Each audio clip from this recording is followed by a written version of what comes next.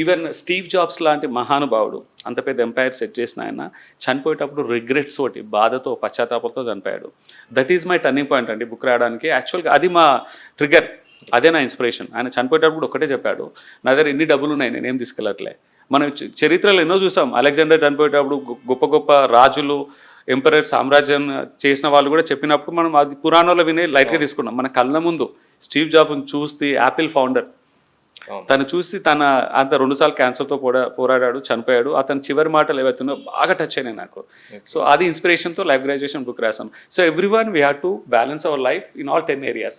Longevity 90 years plus ఉన్న వాళ్ళంతా కంట్రీస్లో సోషల్ లైఫ్ చాలా హైగా ఉంది. యూరోపియన్ కంట్రీస్ ఉన్నాయి కొన్ని టాప్ 3లో. వాళ్ళ దగ్గర సోషల్ లైఫ్ అనేది హై ప్రయారిటీ, వాళ్ళకి స్ట్రెస్ అనేది తెలియదు, పంచుకుంటారు. So social life ads longevity.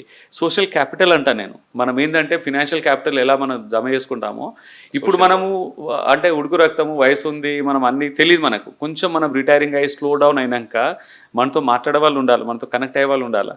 ఇప్పుడు మనం ఇగ్నోర్ చేస్తే తర్వాత ఎవరు కనెక్ట్ అవ్వరు. ట్రూ.